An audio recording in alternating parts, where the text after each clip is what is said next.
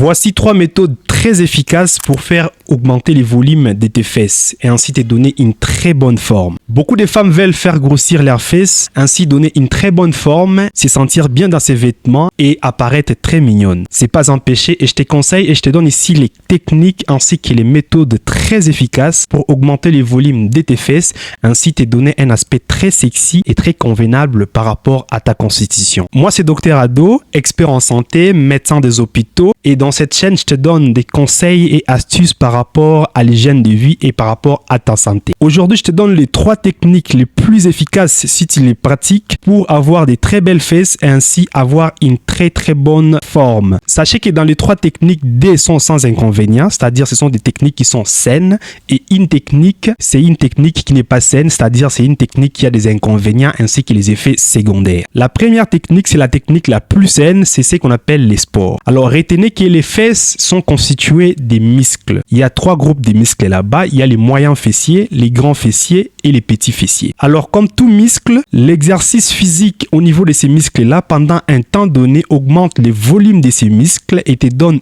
ainsi une forme adéquate par rapport à ce que tu cherches. C'est par exemple pour ceux qui font l'haltérophilie pour les hommes par exemple. Lorsqu'ils font l'haltérophilie, après un moment, vous verrez qu'ils vont prendre une très bonne forme, ils auront ce qu'on appelle les biceps, les triceps, etc. et être trop sexy pour séduire les femmes. Chacun sait ce qu'il cherche.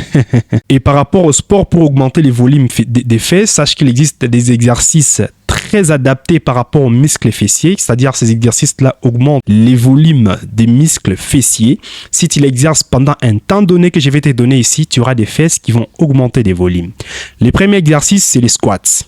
Les deuxièmes exercices, c'est les step tap. Et les troisièmes exercices, ce sont les fentes. Bon, il existe plusieurs autres exercices, mais je ne te cite que les 3 là qui sont très efficaces. C'est-à-dire, si tu les pratiques pendant un délai allant de 6 à 8 semaines, c'est-à-dire 1 mois et demi à 2 mois, tu verras toi-même les résultats très efficaces.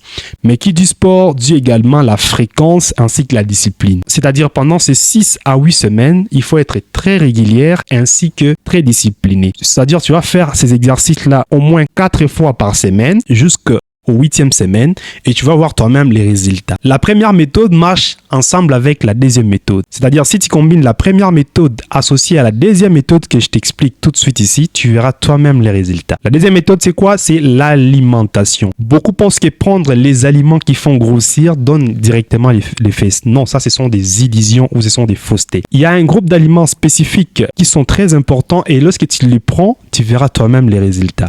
Bon, il y a un autre groupe d'aliments qu'on vous a toujours conseillé dans des réseaux bien sûr.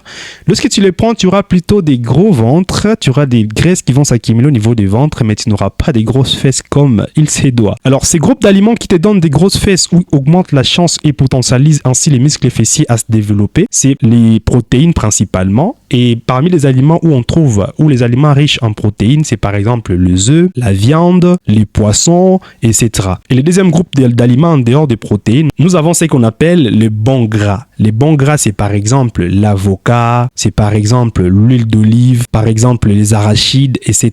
Et le troisième groupe d'aliments, ce sont des glucides complexes, par exemple les riz, la patate douce ou les maniocs. Alors si tu combines la première méthode et la deuxième méthode, tu verras toi-même les résultats. Mais la troisième méthode, c'est la méthode qui est un peu trop risquée et c'est la méthode qui a un peu des effets secondaires ainsi que des inconvénients. C'est quoi cette méthode? C'est la chirurgie ou les injections. C'est une méthode très risquée avec des effets secondaires tels que je vais citer ici. Pour la chirurgie, on va faire ce qu'on appelle les BBL. La BBL, c'est une intervention chirurgicale qui consiste à aspirer les graisses au niveau soit ventral ou dans un autre endroit pour injecter au niveau des fesses et ainsi donner une très bonne forme à tes muscles fessiers. Mais c'est une intervention qui n'est pas sans risque. Les risques de cette intervention, c'est soit les infections, soit l'asymétrie lorsque cette intervention n'est pas faite par un expert et expérimenté. Les autres risques, c'est par exemple les décès. Comme vous le savez, vous avez beaucoup appris qu'il y a eu beaucoup plus de cas de décès par rapport au BBL ces derniers temps. Donc, cette technique est riche en effets secondaires ainsi que des inconvénients. D'ailleurs, je te parle dans la vidéo suivante des effets secondaires des BBL ainsi que de ces inconvénients. Abonne-toi pour ne rien manquer. Ainsi, laisse-nous un commentaire et on va te répondre.